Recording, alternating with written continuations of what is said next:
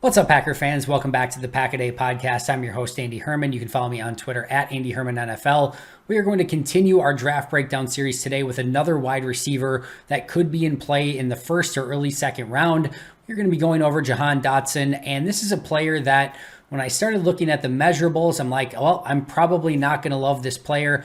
I really like Jahan Dotson, and the more I watched of him, the more I sort of fell in love with the prospect. But let's get to everything, the good, the bad, how he could potentially fit. Let's start with the basics. Senior wide receiver out of Penn State, 5'10 and a half, 178 pounds, just turned 22 years old. We always talk about the athleticism.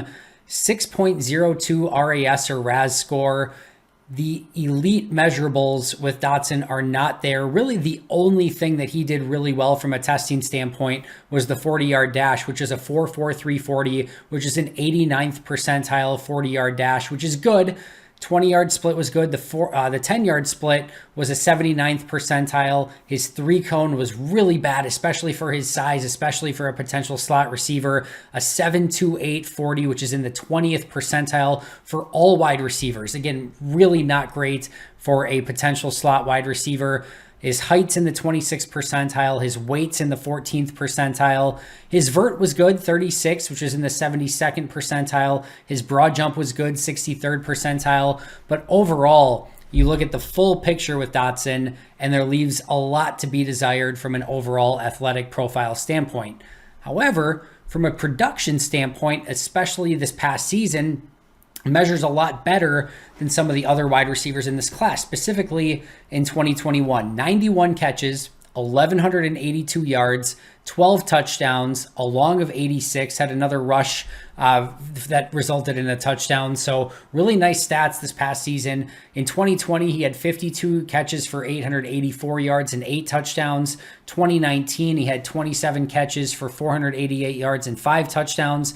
And as a true freshman in 2018, 13 catches for 203 yards, no touchdowns. So really nice numbers. However, if you think about a lot of wide receivers that come out after their junior year, take away this past season as a senior, and think about what his numbers would have looked like just coming out as a junior. 52, 884, and 8 touchdowns was good, but certainly not to the level that he put up as a senior. But overall, you're looking at the last 2 seasons combined, 148 catches, over 2,000 yards, and 20 touchdowns. Those are pretty impressive numbers combined as a junior and senior. All right, let's get to our positives because there's a lot to like. As I mentioned, when I looked at the athletic profile, I was like, man, this is not going to probably be a receiver that I fall in love with, but there's just so much to like on his tape. As we always talked about where he lines up all over the place. Left side, right side, slot. You look at his profile and you expect him to be a primary slot receiver. That may be what he ends up being in the NFL, but that is not what he primarily played in college. You specifically saw him, like I said, all over the place, but you saw him more as an outside wide receiver than you did in the slot. And that could very well be a major differentiator because especially for Green Bay, as I've talked about, they're not looking just for a slot guy. They want somebody that can play outside. And the fact that he was able to do so at a high level at Penn State in the Big Ten will make him much more desirable to Green Bay than if he was just a slot player. One of my favorite things about his game is he is phenomenal with fakes and head movement, and he just keeps defenders off rhythm. You talk about a player who can win in man-to-man situations. If you are covering Dotson one-on-one, I just wish you luck because he uses a variety of head fakes and jukes and just everything at his disposal. He will manipulate with his eyes. There are plays where he's doing like 3 different things, varying speeds, shaking his head, then going inside, then cutting back outside. And just when you think you have a beat on the guy, he'll completely switch it up and do something totally different the next time around.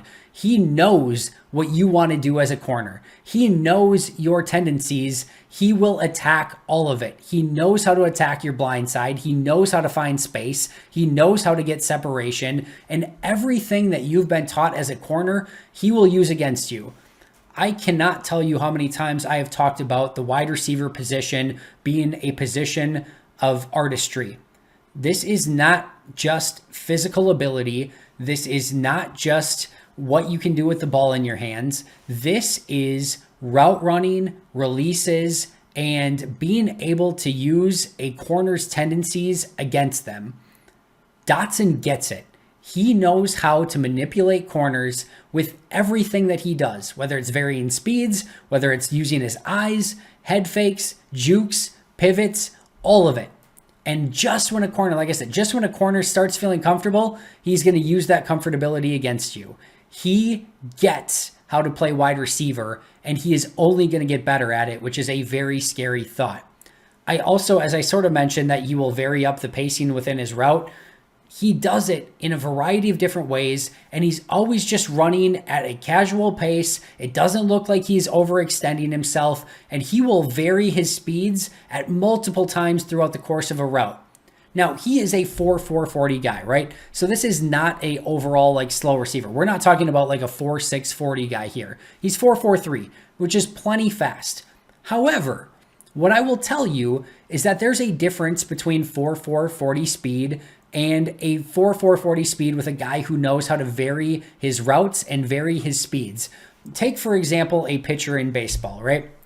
A guy who throws 89 miles per hour with his fastball is not intimidating at all. It doesn't look fast. There's guys that are throwing 100 miles an hour. The guy that's throwing in the high 80s is going to get usually hit a lot if that's all he can throw. But a guy who throws 89 miles per hour, who has one of the best changeups in baseball and consistently throws that changeup for strikes and varies it enough, now that 89 mile per hour fastball looks like it's 103 because you're expecting a low 80s changeup to come in right across the plate, and now all of a sudden you've got an 89 at the letters and you're swinging away at it not knowing what to do.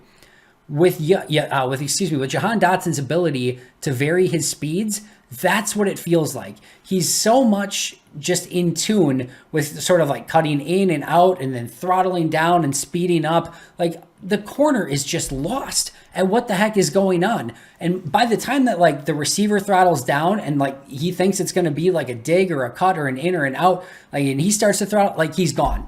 He's right by you. So you see this guy who's 4.43 look so much faster on tape because of his ability to vary his speeds. And he sets up corners so well with that. And he's also just very fluid and calm.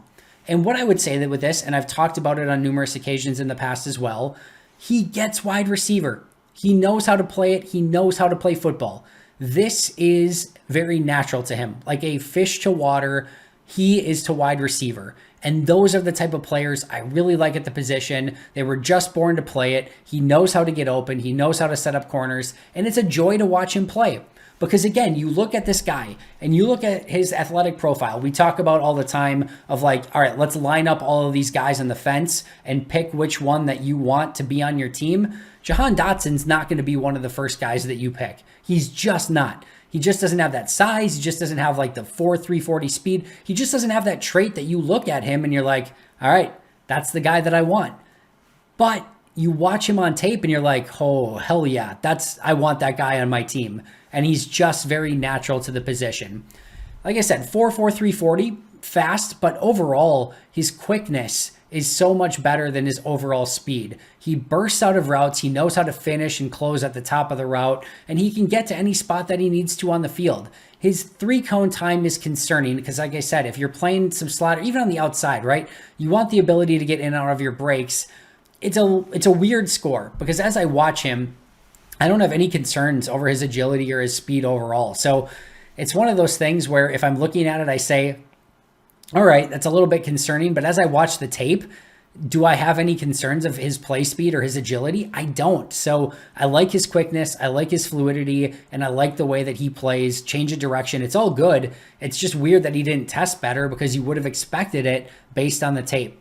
He also possesses great body control. Again, usually body control and the ability to sort of contort your body. We're talking about that for like the 6'3" wide receivers with huge catch radiuses. That's not Dotson, but he has great body control. He will make, spectacular catches. He will go up and get the football. He will contort his body. And again, when I talk about him just being a football player, this is what I mean. Like there's a play where I forget who he was playing against, but he makes this catch on the sidelines and he's like contorting his body to do so, but he's also incredibly aware of where the pylon is and catching the ball, getting both feet down, then extending to the pylon. is everything that you would want out of a wide receiver.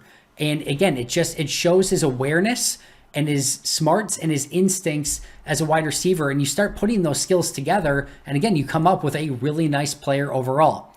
He's a very natural hands catcher. And again, you think of like these guys that pluck the ball out of the air. You're thinking these guys with super large hands and athletic ability and, just the size and everything. That's not him. He has smallish hands, but he just plucks the ball out of the air. A 5.2% drop rate over his career, which is good, but even better, a 2.2% drop rate in 2021. He's just not dropping very many balls that are coming his way. And again, just very natural playing the position.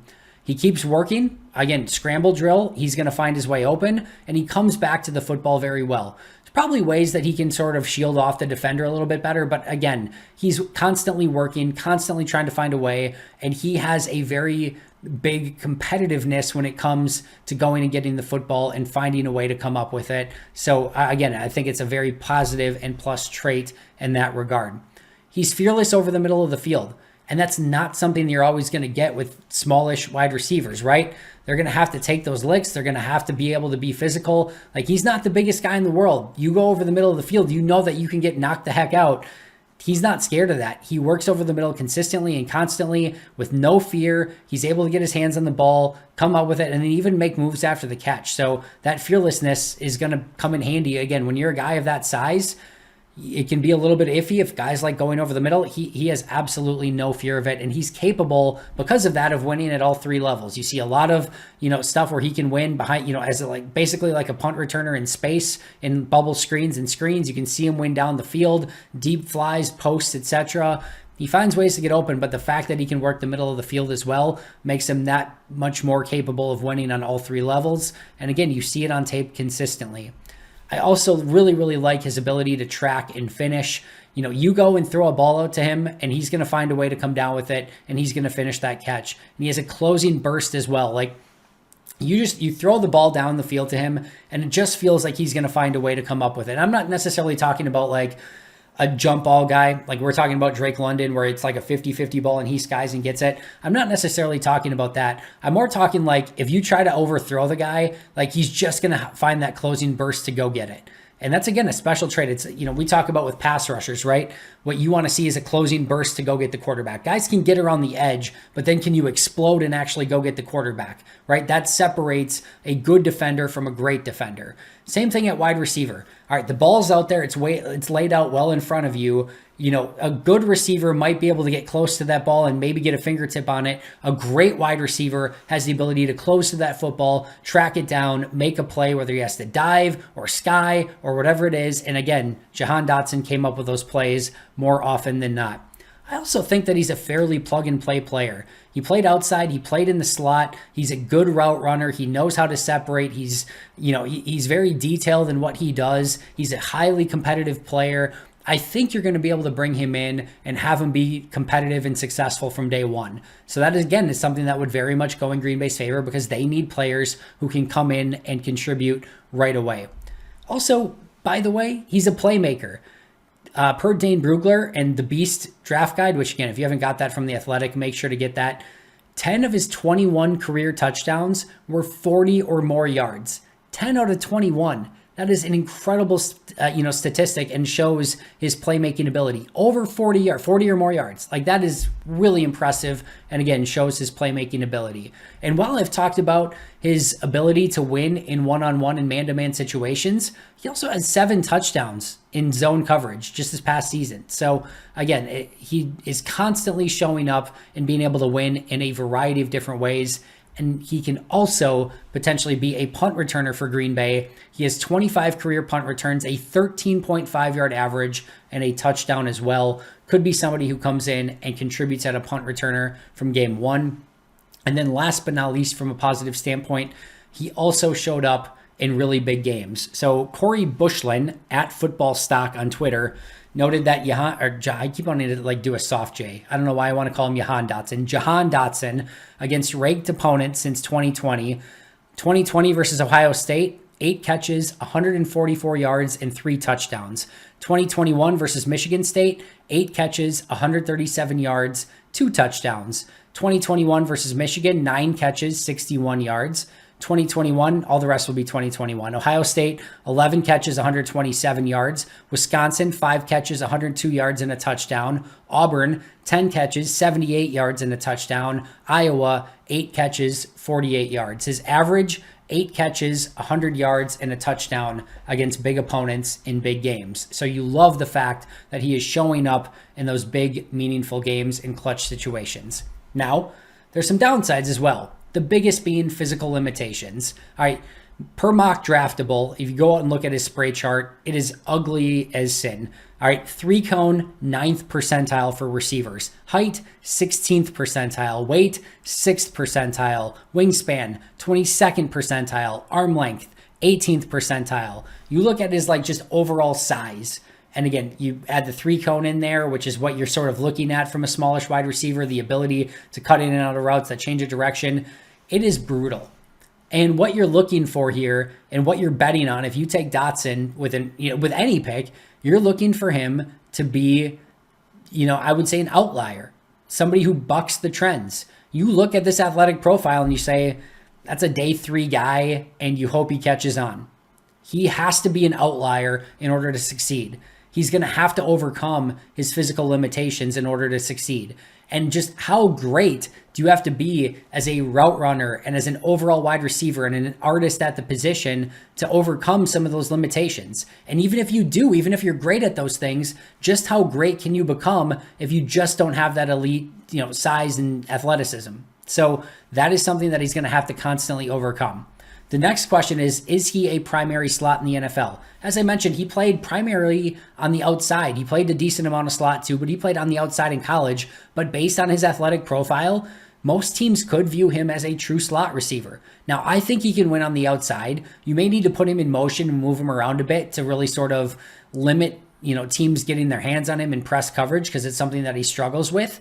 But I do think he can play on the outside. But a lot of teams may see him as a primary slot receiver, which again would limit his upside and would limit his desirability, especially from a Green Bay standpoint. I also question, again, his overall ceiling. I do think that he has the ability to be a really good football player, but because of those limitations, and again, his overall size and strength and everything like that, the ceiling may be somewhat limited. There may be a limit to just how good he can be in the NFL. Even if he's really good, the question could he ever be great? Struggles with balance from time to time. You'll see him get a little bit, sort of head over body on his routes and stumble a little bit. He usually catches himself, but something he can work on a little bit. Play strength is an issue. You're not seeing him break very many tackles. As a blocker, he's never going to be a, ideal outside blocker. He's sort of more of an effort guy, but again, the play strength is going to be an issue there. Contested catches, he was not a guy. I think he had 6 contested catches this past season. Not something that he's going to ever be elite at. He will be competitive in those situations. He will go up. It's not like he's, it's not like he's terrible at it, but it's never going to be a strength of his. Again, never going to be an ideal blocker.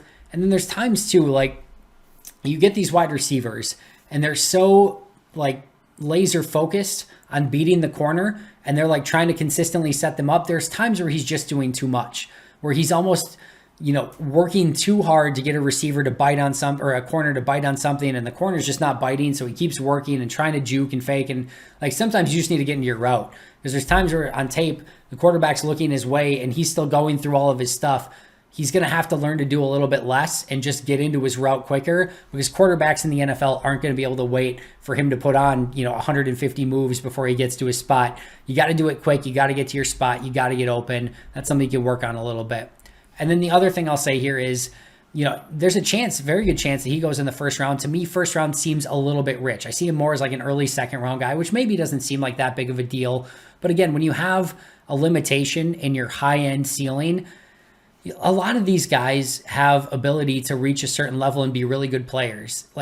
Teams really want to take big swings in the first round and find guys who could potentially be just massive game changers, elite players. And I question whether Dotson has the ability to really become an elite player, even though I really like him, think he can be good right away, think he can become really good, maybe even great, but I do wonder if he will ever become elite. Some comps, I like him. I think there's some Greg Jennings in his game. I think there's some Antonio Brown in his game. I think there's some Deontay Johnson, some Tyler Lockett. Those are the type of players that you're hoping he can become with his size and measurables. I don't think he becomes a Green Bay Packer. He's a very fun player.